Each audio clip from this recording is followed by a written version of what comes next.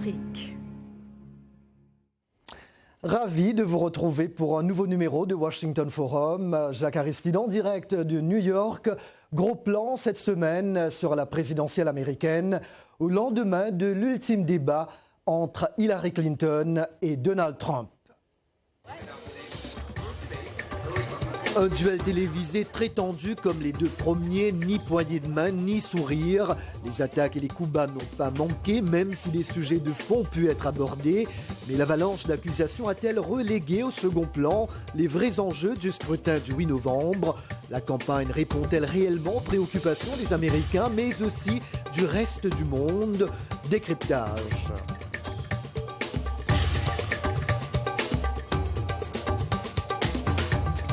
Washington Forum. Bienvenue et mille merci pour votre fidélité à Washington Forum. Dans quelques petites minutes, nos invités nous livreront leurs analyses et commentaires sur le troisième et dernier débat entre la démocrate Hillary Clinton et le républicain Donald Trump. C'était hier soir à l'Université du Nevada à Las Vegas. La majorité des médias américains titrent ce jeudi sur le refus du candidat Trump de dire s'il acceptera son éventuelle défaite. Les points forts de ce moment clé de la campagne à 3 semaines de l'élection avec Eric Manirakiza.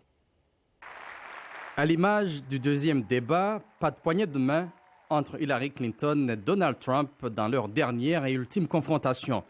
Le moment le plus fort de la soirée, c'est sans doute lorsque le modérateur Chris Wallace met la pression sur Trump qui menace de refuser le verdict des urnes le 8 novembre.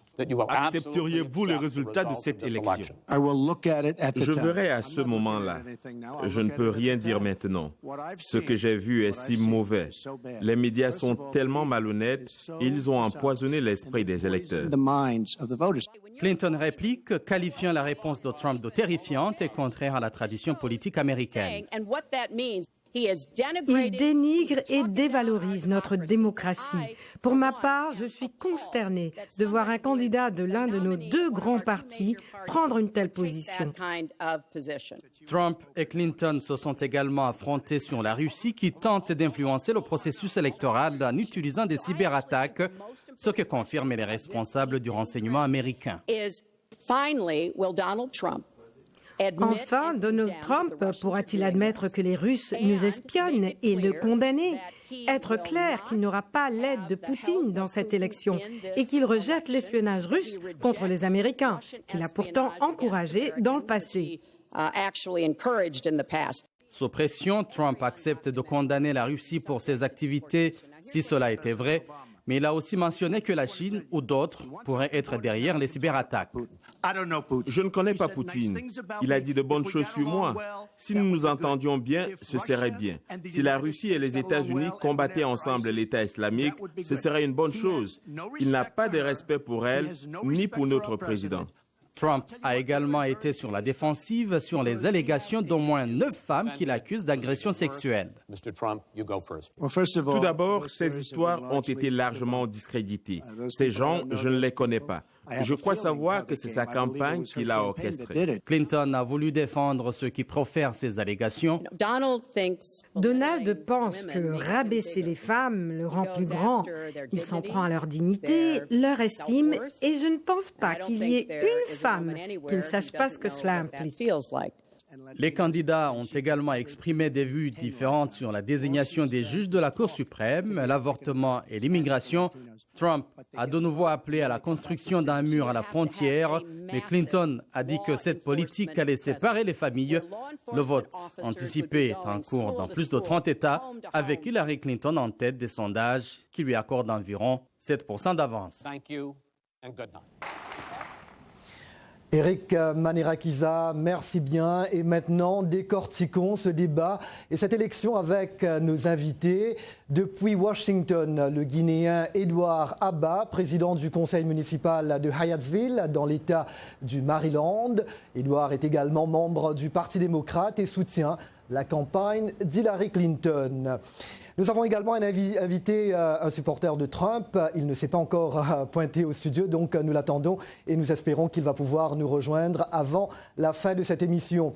Et puis également en ligne de Ouidah au Bénin, L'ex-ministre Roger Benyonvi, aujourd'hui professeur à l'université d'Abomey et Calavi. Voilà, pour une bonne partie des médias américains, Hillary Clinton sort victorieuse de ce débat présidentiel. Alors commençons par un rapide tour de table. Édouard Abba, quelle lecture faites-vous de ce duel et de la prestation de votre candidate Clinton ? Merci Jacques. Je pense que la prestation d'hier soir, il n'y a pas trop de détours à faire sur cela. Je pense qu'elle a prouvé aux Américains et au monde entier qu'elle est capable de diriger les États-Unis et qu'elle est l'unique personne aujourd'hui dans cette course à la présidentielle qui peut réellement relever les défis auxquels nous sommes confrontés en tant que nation. Alors, j'imagine un point de vue que beaucoup de supporters de Trump ne vont pas partager avec vous. Et vraiment dommage que cet invité supporter de Trump ne soit pas avec nous là encore pour réagir. Alors, évidemment, pour beaucoup d'observateurs, Donald Trump avait besoin d'un coup d'éclat tant il a pris du retard dans les sondages. Professeur Benyonvi, Donald Trump a-t-il raté le coche hier soir et creusé l'écart qui le sépare avec sa rivale? Merci bien pour la question, mais d'abord, je tiens à dire que les Américains nous doivent une médaille parce que nous nous sommes levés à 2 heures du matin pour aller suivre en direct le débat. Bon, ce qui m'a frappé, moi... Oui, vous m'entendez? Oui, je vous entends. Allô? Et en fait, justement, j'allais dire que décalage horaire oblige le débat passé aux petites heures du matin chez vous à Ouidah. Donc, je vous remercie de l'avoir suivi afin de prendre part à cette émission. Alors donc, que pensez-vous de ce débat d'hier soir? Oui, justement, j'ai eu le sentiment qu'il y avait d'un côté une élève studieuse. Les élèves studieux sont toujours un peu ennuyeux. Je suis professeur. Et les élèves qui attirent l'attention, c'est ceux qui s'agitent et qui donnent l'impression qu'ils n'ont plus d'efforts à faire parce qu'ils ont déjà remporté, disons, le trophée. C'est l'impression que m'a donné Donald Trump. Et c'est lui qui a retenu surtout mon attention parce que il faisait des blagues. Il s'agit quand même de quelque chose de très sérieux, l'élection du 8 novembre. Mais il faisait des blagues. Je vous en donne 3. Quand je serai président, je vais nommer des juges à la Cour suprême qui vont revenir sur des décisions prises par les Cours suprêmes antécédentes. Ça m'a paru un peu bizarre. Il dit à Hillary Clinton, j'ai triché, oui, mais enfin, vous êtes aux affaires depuis 30 ans, vous n'aviez qu'à prendre des lois qui m'empêchent de tricher. Un futur président des États-Unis qui dit qu'il a triché parce que les lois le lui ont permis, ça m'a un peu choqué. Et puis il y a évidemment la sortie qu'il a faite 2 fois. Reconnaîtrez-vous les résultats? Oui, je verrai bien le moment venu. Mais j'ai eu l'impression qu'il n'avait pas pris l'affaire au sérieux par rapport à Mme Hillary Clinton, très près de ses notes, très sérieuse, très studieuse. Voilà la première impression que ça m'a laissé. Qu'en est-il des sujets qui ont été abordés? Il y a eu des sujets de fond. Qu'avez-vous retenu de cela? Des sujets de fond? De toute façon, du premier débat au troisième, actuellement, il n'y a pas quelque chose qui préoccupe énormément, disons, les États-Unis. Même la Syrie ne constitue pas, excusez-moi si je me trompe, une grande préoccupation pour les États-Unis, vu que leurs soldats ne sont pas là-bas. Si bien que le débat économique s'est résumé à ce que c'est d'habitude. Le candidat républicain est du côté, bien entendu, de ceux qui ont beaucoup d'argent et qui peuvent faire marcher l'économie. La candidate démocrate est du côté des classes moyennes qu'il faut enrichir pour qu'ils fassent marcher l'économie. Je crois qu'on est toujours dans cette balançoire. Si c'est un démocrate qui passe le 8 novembre prochain, les classes moyennes pourront se dire, tiens, nous allons avoir un peu plus d'argent pour sauver l'économie américaine. Si c'est Donald Trump qui passe, les riches pourront dire, mais nous aurons encore plus d'argent pour faire marcher l'économie américaine. De toute façon, dans un cas comme dans l'autre, on retient que l'économie américaine marchera. Voilà. Oui. Édouard Abba, il y a des observateurs qui disent que pour une fois, Donald Trump a fait preuve de maîtrise de soi sur les dossiers internationaux et économiques. Vous dites ?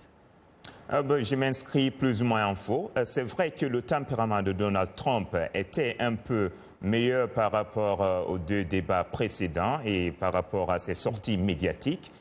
Mais à fond, à analyser, après les premières 30 minutes du débat, on a tout de suite constaté que Donald a commencé à perdre de vitesse.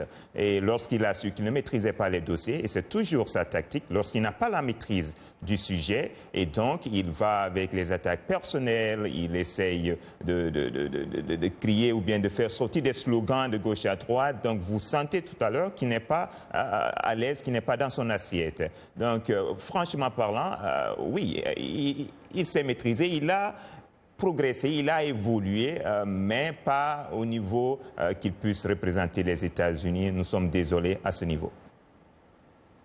En tout cas, cette course à la Maison-Blanche intéresse nombre de nos téléspectateurs et auditeurs. Mais dites-nous, professeur, qu'en est-il des Béninois? Suivent-ils cette campagne électorale avec intérêt? Vous savez, les Béninois sont passionnés des élections présidentielles dans leur pays, en France, avec qui nous respirons, et puis avec les États-Unis, avec qui le monde respire. Donc les Béninois sont intéressés, je ne vais pas dire au plus haut point, par ce qui se passe en ce moment aux États-Unis du point de vue de la campagne. Mais ils sont fortement intéressés, surtout que pendant 8 ans, notre candidat a été au pouvoir. Et pour la première fois, il est hors jeu. Notre candidat africain, c'est bien entendu Barack Obama, pour qui nous avons tous vibré une première fois face à John McCain, une deuxième fois face à Mitt Romney. Bon, maintenant, il est hors jeu. Nous sommes très intéressés par ce qui va se passer après lui, par qui va prendre la relève. Nous sommes moins intéressés, mais pas autant qu'on le croirait, vu que les États-Unis sont très très loin de chez nous. Et je vais vous dire que, grosso modo, nos cœurs ici battraient pour la femme, alors que nous sommes dans un pays où la femme est invitée plutôt à rester tranquille, à la cuisine et à s'occuper des enfants. Mais pour une fois, contrairement à ce qui se passe aux États-Unis, où l'on dit que Hillary Clinton est froide, elle n'est pas chaleureuse, c'est peut-être le souvenir de son mari qui nous passionne, et son souvenir à elle-même, parce qu'il n'était pas évident de faire ce qu'elle a fait dans le contexte européen, rester ostensiblement fidèle à un mari infidèle. Eh bien, les Béninois aiment ça. Les Béninois aiment les femmes qui protègent leur mari, et je pense qu'à cause de cela, Hillary Clinton a un petit point d'avance dans les cœurs ici et sur Donald Trump, qui n'a rien fait pour démériter auprès des Béninois.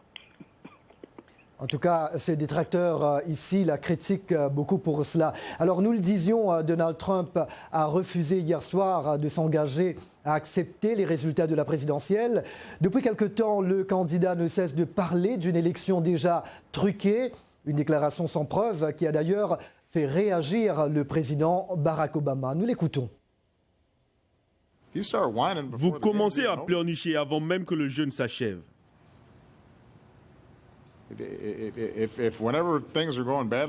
Si à chaque fois que les choses vont mal pour vous et que vous perdez, vous commencez à blâmer quelqu'un d'autre, alors vous ne disposez pas de ce qu'il faut pour être dans ce travail.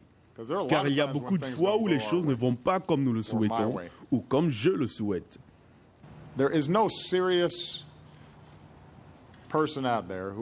Il n'y a aucune personne sérieuse qui suggérerait que les élections américaines puissent être truquées, en partie parce qu'elles sont tellement décentralisées et compte tenu du nombre de votes en jeu.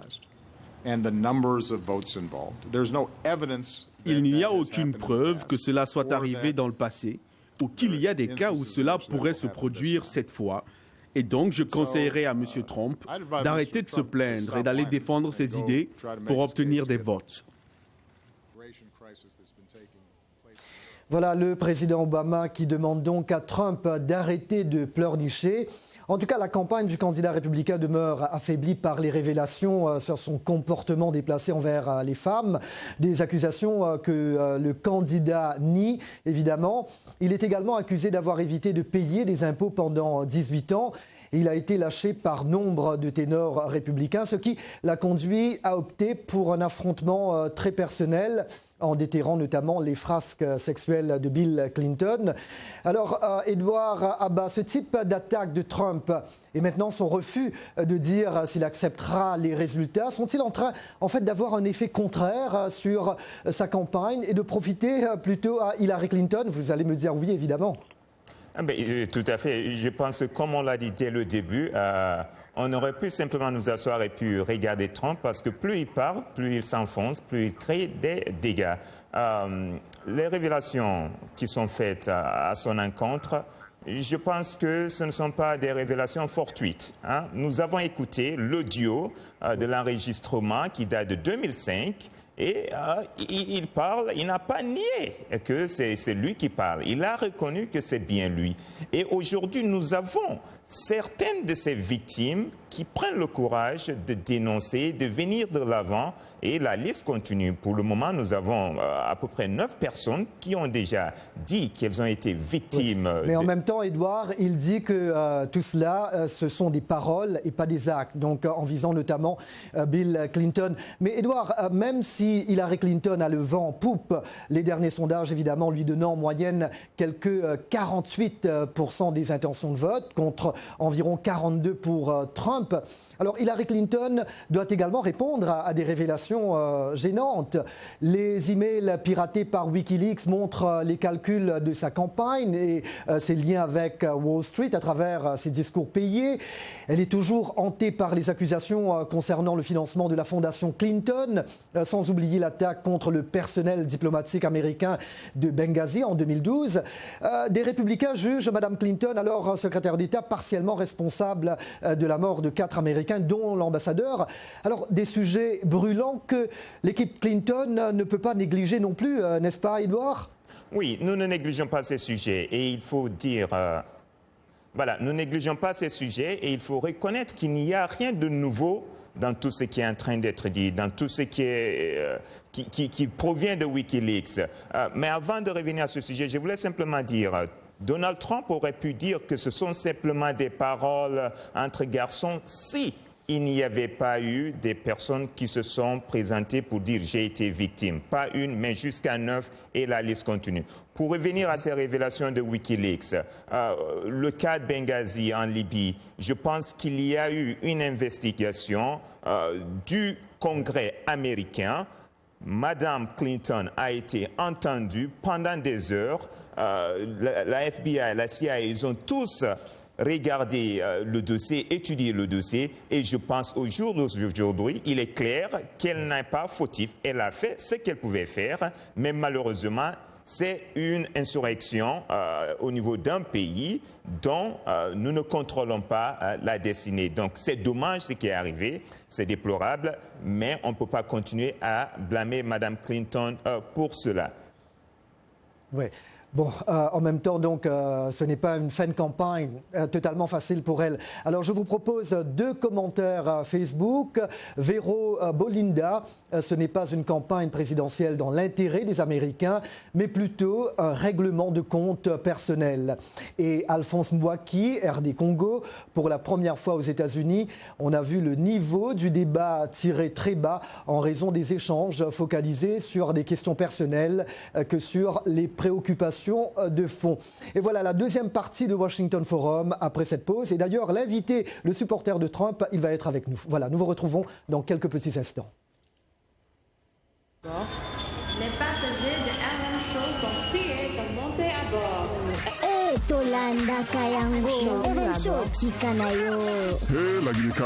Salut les amis, ici Roger Moutou de VOA Afrique. Restez branchés chaque soir à 20h temps universel. Pourquoi? Venez voir avec moi. Au programme de la bonne musique. Des sujets débats socioculturels. L'interaction avec nos auditeurs en Afrique et partout dans le monde. RM Show, c'est notre communauté. RM Show, c'est chaque soir à 20h temps universel sur VOA Afrique. Peace Africa!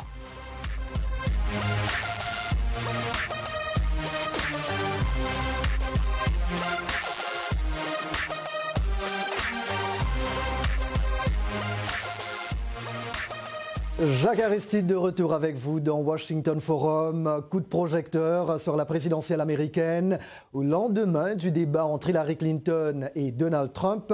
Qu'en pensent les Américains? Justement, voici ce micro-trottoir. Je vais voter Hillary. Elle est plus expérimentée. Elle a plus de connaissances, de qualifications de ses anciens postes. C'est comme pour un entretien d'embauche. On prend en considération votre expérience. Trump, en revanche, est un homme d'affaires, mais ses affaires font souvent banqueroute. Il va demander aux gens de payer leurs taxes, sachant qu'ils ne payent pas ces taxes. C'est un incompétent. Je crois que je vais voter pour Donald.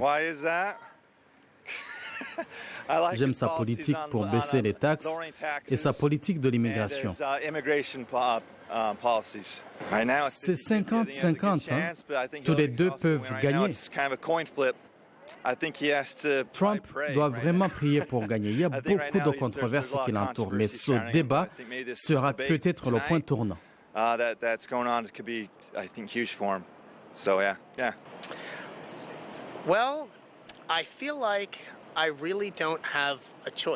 Je sens que je n'ai pas vraiment de choix. Je dois dire que, au début, j'étais un peu amusé par le candidat républicain. Mais je crois sérieusement qu'on ne peut pas voter pour ce genre de gars. Alors, je n'ai pas de choix que de voter pour la candidate démocrate. Je vais voter Hillary. C'est le moindre des deux mots. Indécis à ce stade, parce que je n'aime ni l'un ni l'autre. Et voilà, un micro-trottoir réalisé par notre producteur Trésor Matondo dans les rues de Washington. Et je dois dire qu'il a eu du mal à trouver des supporters de Trump. Et voilà, retrouvons nos invités. D'ailleurs, il y a un supporter de Trump qui vient de nous rejoindre. Mais à Washington, D.C., nous avons Edouard Abba, membre du Parti démocrate et supporter d'Hillary Clinton. Et avec moi ici, Jacques Matanda Mamboyo Koudia Koubanza, supporter du candidat républicain Donald Trump. Et Roger Benyonvi, professeur à l'université d'Abomey-Calavi au Bénin. Alors, je vais m'adresser à vous évidemment. Vous avez raté quand même une bonne partie de l'émission, mais merci d'être finalement d'être là avec nous. Que pensez-vous de la prestation de votre candidat hier soir? Je dois avouer que j'ai pris en compte les éléments qu'il a avancés hier par rapport à ses prétentions comme candidat à la présidence des États-Unis d'Amérique. Et je dois avouer, si vous permettez, que ma prise de position par rapport à ces élections se définisse d'abord par rapport à ce qui est de l'intérêt fondamental et vital de mon pays, la République démocratique du Congo, et de mon continent, le continent africain. Oui, mais là, vous êtes ici pour parler de Trump et je veux savoir donc pourquoi vous le supportez et donc pourquoi pensez-vous qu'il pourrait être un bon président pour les États-Unis? J'ai dit dans la mesure où je suis de ceux qui pensent que le meilleur devenir du continent africain, notamment le meilleur devenir de la République démocratique du Congo, est intimement lié à l'évolution positive. Je comprends évidemment que vous voulez parler de la RD américaine. Congo, mais comme le temps va passer très vite dans cette émission et vous n'étiez pas là en première partie, donc je veux vous entendre là-dessus. Alors, sur sa prestation hier soir, et pourquoi pensez-vous qu'il serait un bon président pour les États-Unis? Allez-y rapidement. précis, concis. Je pense que par rapport aux États-Unis, vis-à-vis de ce qui est de mon intérêt, de notre intérêt, c'est-à-dire l'Afrique et mon pays, le Congo. Donc, je vais revenir un petit peu sur l'Afrique tout à l'heure, mais puisque vous êtes ici, donc aux États-Unis, dites-nous pourquoi ce serait une bonne chose pour les États-Unis et éventuellement, évidemment, pour le reste du monde. Je veux aborder cet aspect. Donc, dites-le nous maintenant. Justement, j'ai dit, je ne peux pas définir ma position par rapport à exclusivement les États-Unis. Je fais le rapport entre les États-Unis et ce qui est de mien, de manière fondamentale, mon continent, mon pays. Oui. Et qu'en est-il des autres enjeux? Il a parlé d'ériger un mur le long de la frontière du Mexique. Il a tapé très fort sur l'immigration. Donc il y a eu cette question concernant l'entrée des musulmans aux États-Unis. Donc il y a eu pas mal de dérapages quelque part, comme diraient les observateurs. Donc vous, est-ce que quelque part ça ne vous met pas mal à l'aise un petit peu? Ce qui me met le plus mal à l'aise, c'est qu'il y a ce qu'on appelle le plus meurtrier de désastres humanitaires survenus dans l'histoire de l'humanité depuis la fin de la Deuxième Guerre mondiale, qui est en train de survenir dans mon pays au Congo. Attendez. Et on n'en parle pas, on parle de la Syrie. Le problème, c'est que vous n'êtes pas en train de répondre à ma question. Et le temps, vous savez, il est déjà 25 minutes dans cette émission. Donc, alors, Edouard Abba, nous l'avons vu, il y a encore pas mal d'Américains toujours indécis, des Américains préoccupés par des sujets comme la dette, l'immigration, l'économie, la Cour suprême, les points chauds dans le monde, et même la capacité des deux candidats à être présidents. Mais des observateurs estiment que cette campagne est tombée à un niveau de bassesse sans réellement répondre aux préoccupations tant nationales qu'internationales. Rapidement, quels sont pour vous les vrais enjeux de ce scrutin et ont-ils été relégués au second plan? Oui, Jacques, vous avez tout à fait raison. Il y a des vrais enjeux dans ces élections, mais malheureusement, le camp républicain ne nous a pas présenté un candidat qui aurait pu aller dans le cadre des débats d'idées et de vision pour le pays. Vous avez par exemple les nominations au niveau de la Cour suprême qui vont s'effectuer évidemment. Peut-être on aura besoin de nommer 1 ou 2, 3 au niveau de la Cour suprême. Donc ça, c'est une décision très très importante pour qui sera le président. Vous avez l'économie. L'économie américaine, c'est vrai que... Oui. Alors vous me recevez ? Oui, Edouard, je vous reçois. Alors, en fait, je vous ai entendu en partie. Mais Edouard, attendez.